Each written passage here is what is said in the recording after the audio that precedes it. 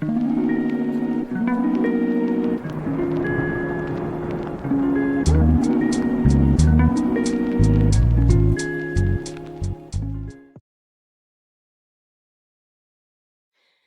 everyone. Welcome to the Real Storytellers podcast. This is episode 111, and I have a very, very special guest. Her name is Jenn. You just told me your last name. How do you say it again? Rangubphai. Rangubphai. Yes. And she is like a jack of all trades. If you go to her website, she's a business consultant. She also is an artist. She does amazing paintings. She's a photographer. I mean, she literally is a jack of all trades. So go ahead and say hello, Jenn. Hey everyone, thank y'all for being here. And Nikki, thank you for having me on your Real Storytellers podcast. I'm excited. Thank you. So I wanted to get her story because if you see her art, there's so much culture in her art, and it kind of reminded me a little bit of like Frida and Picasso mixed in one. I don't know. She just has a unique taste, and her photography is awesome too. And she also works with JT Campos, who we're going to have here too as well. But I wanted to ask how she got into her art because, and I'm going to post pictures of her art as we're going through this interview. And I'm also going to post Perfect. her website in the description as well. So, how did you get into art? Well, I would say ever since I was a little kid. So I was definitely very hyperactive and it was hard to keep me focused. So my grandmother would bring along with her in her purse like paper and pens, and I would always like be drawing or doodling or something. And so if we were waiting somewhere or if I was in church or whatever, I would be drawing. And then my grandmother always inspired that. So instead of like say we would have nap time, right? Remember nap time? My granny Yeah. would give me an option. If I wasn't going to sleep, then I needed to be making art or reading. And so I would normally choose the making art. And so my grandmother really gave me that opportunity. And then the other people in my community that I would stay with were also very supportive of that. So, yeah, just my childhood and just being able to express visually has always been like a therapy for me. I never really wanted to necessarily, my goal wasn't like to sell my art. But it was something that came natural. So I would go during the summers with my grandparents on road trips, and I would actually set up like a little booth outside the trailer Wow. park, and I would set up a little thing like buy my art. And then I would go to friends' houses and we would play like house. I would play store, and I would try to be selling my art. So it's kind of a natural progression. It was more therapy for me, so it was a big step to start putting art out there for other people to have and to make it into merch and other things. Wow, interesting. So, did you have any lessons or anything, or are you all self-taught? For the most part, no, I didn't. I haven't taken any lessons. I will say the normal like art classes in school, that was a Mhm. big therapy for me. I know in high school that I actually was taking like two art classes instead of just one. And then I guess in college, I decided alongside some of my business courses as I was working on my bachelor's degree to go ahead and take some art classes. And that really helped, like learning Adobe Illustrator and InDesign officially like trained in school. That was really helpful. Wow, interesting.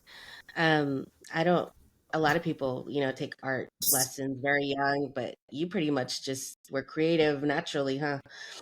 Yes, ma'am. So, who were your influences growing up? Nature really was my influence in terms of that, in terms of like my inspiration, and then my grandmother just really being there and encouraging and creating the time and the space for me to make art and buying all my supplies. And then the people around me, right? So people that I know around me that are making art, whether they are my elders or part of my community or my peers. So that definitely inspires my art. And since I use it more as a therapeutic release, you'll see a lot of what I'm going through. So my own circumstances really influence my art in that way. Interesting. Do we want to introduce JT since he's here in the background? I'm sorry. Yes. This is JT Campos. You may know him from Boaz. Yeah. From the hit TV Netflix series Queen of the South. There you go. Everybody. Sorry about that. I didn't think I was in your frame. I'll see you in a little bit and we'll talk. Yes. She's the driving force behind Boaz, though. And for the Rangubphai. This lady right here. Amazing. Because of that, you can go into the business consulting she was mentioning. So how did you get into that? That's a good question. So whenever, as I was growing up, I realized like everybody has a special skill that is valuable to someone else. Like someone else needs it. So any skills I have, someone else needs those to make their dreams happen. And so one of the things I was going to school with was business. I always had like you see with me trying to sell my art, I always kind of had that hustle in me, right? It's instilled in me. And so what my idea was to help other people make their dreams come to fruition by offering whatever services I have. Because I believe, like I said, everyone has a special skill that they could use to make money and make a stream of income. So I went to school for that. One thing I found in the field was people don't want to sit down and write a business plan. They're not, in terms of planning, stuff like that. So I kind of shifted my business to, like, I have these skills. This is what you're doing. What are you missing? I can fill those gaps for you and we can, like, move forward and bring whatever you are dreaming into fruition. So that's kind of how I got started. I started my business as a consulting agency as my internship for my degree. So I used my internship to start my own business, and then I started doing consulting for artists as well as real estate agents, and then it kind of just grew. So basically, I meet people naturally and we get to talking and you have a business and I'm like, oh, I can do that. And I know someone that can do this. And then we decide to go into a partnership or into a contract. And so that's basically what I'm doing with JT now, doing, at like basically a lot of his administrative and marketing, trying to get him organized so that we can get all of his ideas that he has in his head, bring them to fruition. Nice. Interesting. And that's actually a real important role because a lot of artists don't want to do the admin part of it and do their job. And not even want to. It's just a matter of it takes up a space in your brain that kind of kills your creativity, and it's also something that drains the energy you need to be expressive and work with people and be able to show up as your whole self. If that doesn't come naturally to you, it's hard for you to show up as your whole self when you're like, oh, I gotta make this appointment and talk to these people, and I gotta worry about what the people think about my art because we're trying to market it.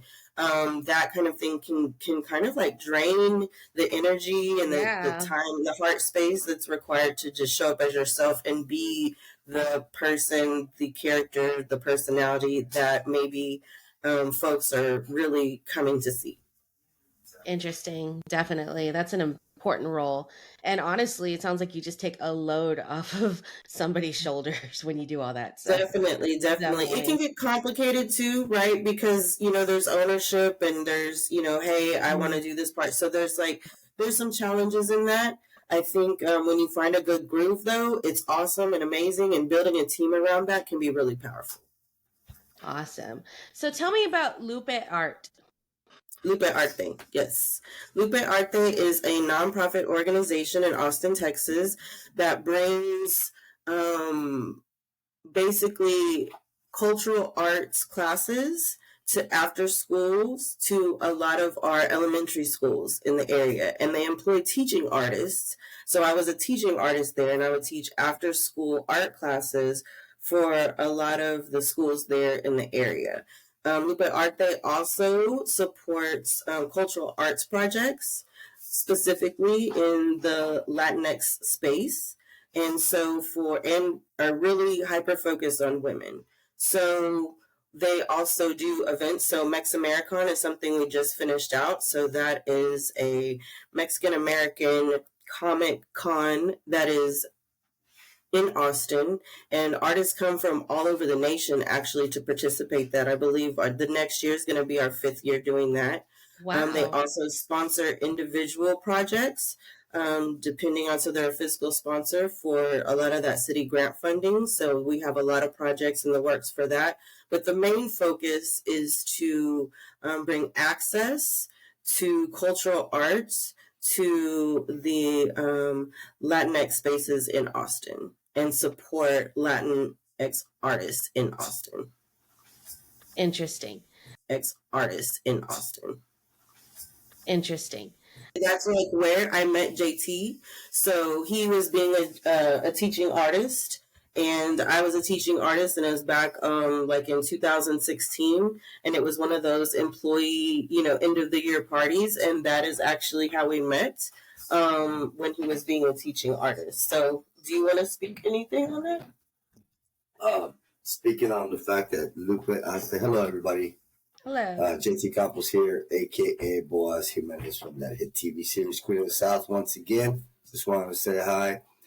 Speaking on behalf of Lupe Art, Latinas Unidas por el Arte, I got to meet an amazing woman, and 7-8 years ago when we linked up, seeing her teach a class of 75 kids and have that energy, it was just nice to be there within that same essence of teaching.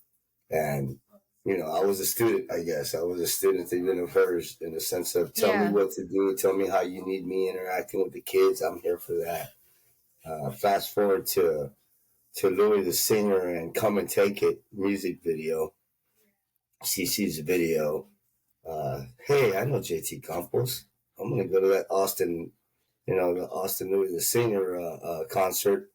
And we make sure we don't step into leadership, right? Sorry. It's just crazy because once we linked up there, all the flashbacks of working in yesteryear kind of just raises back to the surface. And hey, what can we do together now? And how can we get moving? I'm proud of you. That conversation took place. Like, well, let's sit down. Let's have a meeting, sign some papers. NDAs. I've got a lot going on these days. Once we did that, sat down, I think we just picked up right where we left off as brother and sister. And I was like, yeah, I could definitely use some help. Men sometimes need to get out of the way of themselves. And, oftentimes we don't know how to start or what that even looks like. I think I just reminded myself that I needed to not be in control of me and let somebody else kind of handle me. I've been moving so fast. Yeah. I heard it said years ago, when you want to move fast, you move by yourself. And when you want to move longevity, you move with the team and create the family. Interesting. So what is it exactly that I'm helping you do? Moving with the longevity, helping me create the family. She's helping me get organized more than I've been ever. And helping me really initiate. Sometimes I put so many things on my plate with wanting to get things done, being a creative, being in this entertainment world. You just kind of want to just keep creating, keep bringing everything that you're creating to fruition. And that can get done by one. I'm not going to say it can't, but it does take a process, and the process could be tedious and long. So definitely with someone that is like, managing the process, managing my obstacles of projects. Yeah, it can get daunting, but as she's always referring to, she manages chaos beautifully. Like, hey, it's just like me and stuntman. Stuntman stuff. Stuntmen are always controlling that chaos. What looks like the explosion, looks like the fire, looks like that car crash. But it's just the science that goes behind that. And it's a control that takes place in what looks like a chaos. And I'm like, you do that for me, like you do that for movies. And speaking of that, safety is at the forefront of that. And safety first, safety last. So we've been coming up with something we want to do new for 2024. And that is like corporate, coming in and doing corporate safety talks. So learning, a lot of people at your jobs and different corporations are looking for a more fun, dynamic way to deliver some sort of safety training or safety talk. And so looking at the stunt world and JT, he can come in and facilitate like an hour safety talk through the eyes of a stuntman in the kind of film world. So do you want to talk a little bit about that? Yeah. I've got an Instagram, JT Campos 1. I invite you to visit my site. You'll see various postings. But there are such postings as gun safety. I've got a couple of postings that I posted with Jen here, and I saw that. ladies. Awesome. 4 major rules on gun safety. Rule 1. Oh, the gun's always loaded. Never put your finger on the trigger until you're ready to bullet.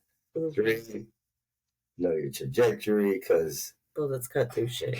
4, remember the gun's always loaded. It's just something simple, somewhere to start, wanting to prove that narrative is true, that safety first, safety last takes place in life. And for the corporate training. And for corporate training, yes. I mean, we found ourselves here at a corporate facility in Tulsa, Oklahoma, and one of the main ladies there, the main grower, had an accident, just a simple accident, falling off the ladder. Could have been that could have been even more severe than what it was. It's just a shoulder, elbow injury. But when you think about, wow, you fell off a ladder, and luckily it wasn't that severe. But what if it had been? There are such ways to prevent that. Just troubleshooting real quick and sharing with them in that facility. What I shared with them, examples like that, is where I just go into your job and just share simple safety solutions, how to prevent accidents. I mean, we can't prevent all accidents that are going to happen, but you can actually start preparing for the what if this were to happen, that were to happen, and you can actually come up with somewhat of a solution to prevent that and keep everyone, friends, family, loved ones safe. And it's taught by Boaz, right? It's taught by JT Campos in the film industry. So that's definitely. And I see we only have like 5 minutes left. So for everything? No, for my. My God! Well, why don't I let you finish and then you come and tag team with me on this? And because I definitely want to say Joseph Thomas Campos, as the actor, stuntman, creative, multifaceted energy here. I couldn't move comfortably as I do these days now, more so than I used to back then, without the beautiful help of Jennifer Rangubphai. This lady is a force. She's got me grounded more so than what I've been in 3 months. That's awesome. In 3 months. We appreciate you. Yes. Well, that's awesome. I know you do events too. So we have some mutual friends, right? And you had mentioned, So I wanted to hear a little bit about that event. Yes. So I have an event. It's called Battle for a Cause. I was doing it annually, but after COVID, I had stopped. But I plan to have another one soon. And what it is, it's for bringing awareness for autism. As you know, my son has autism. He got diagnosed at 2 years old. So from there, I invited dancers from all over Texas, and I get judges from all over too to judge the competition. It's for autism. It's raising awareness as well as support. Yes. So dancers from all over Texas. We have breakers, poppers, graffiti artists sometimes. We have crumpers. We have all style dancers that come in.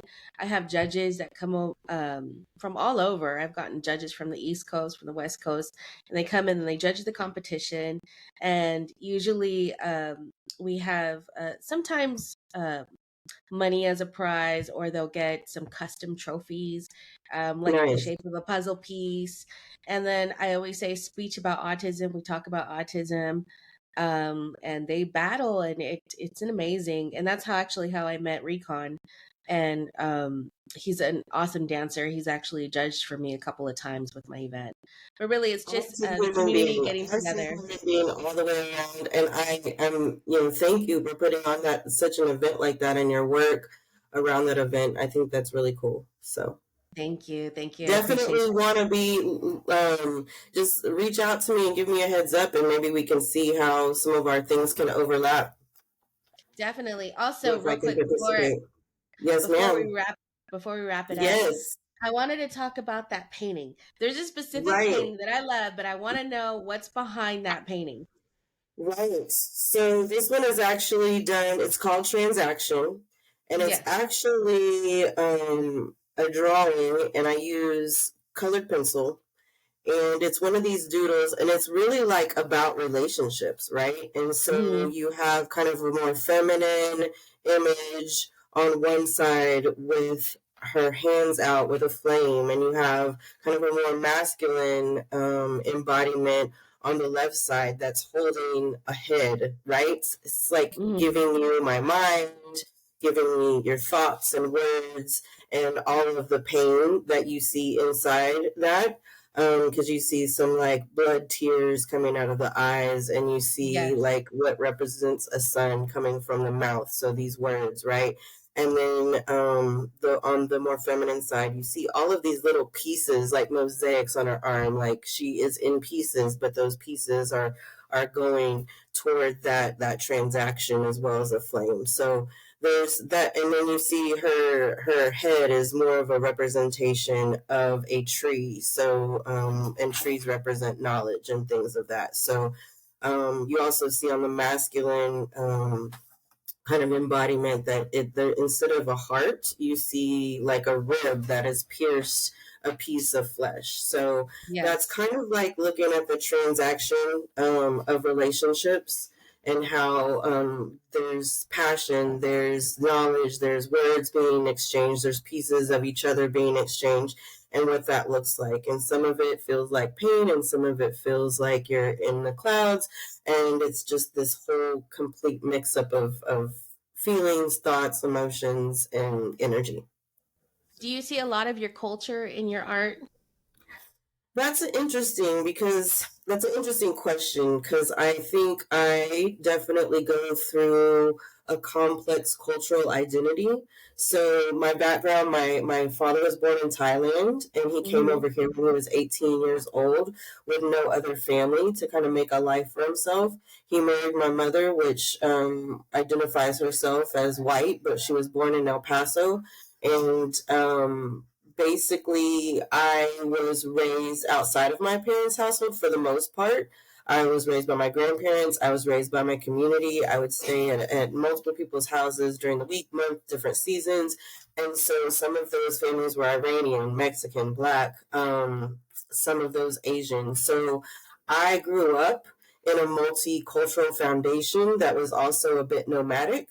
Hmm. So, yes, I would say I have no choice but to express all of my multicultural background, but it doesn't fit just in our normal boxes that most of us were raised in, right? Yeah. So I learned how to make a palette for my bed before I learned to make like an actual bed, because I moved around so much. And so that's definitely in my art, because I doodled a lot. And so this actual piece, it wasn't something that was planned to like go out to the public. It's one of those things that's kind of in my art journal.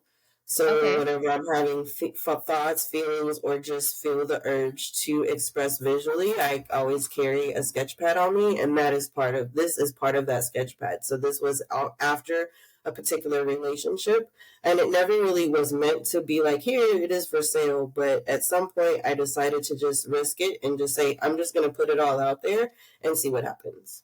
Awesome. It's a beautiful painting. Thank you. Beautiful. Thank you. So we will wrap this up with Jen. Jen, you've been great. You've been super informative. Thank you. Thank you for all you do for JT as well, making his life easier. Thank you. Thank you for having me. I appreciate bringing this into fruition. I think it's really cool that you want to tell people stories, and instead of waiting around to figure out and wait for someone else to do it, you took action and you started your own podcast to talk about people's stories, because there's a Thank lot of you. stories out there that need to be told and need to get out to people so they can be inspired, so they can be encouraged and know that they're not alone. So thank you. Thank you for starting Thank the you. podcast. Thank you for the work you do in the autism awareness space. And thank you for inviting me. Thank you. Thank you so much. She's amazing. Okay.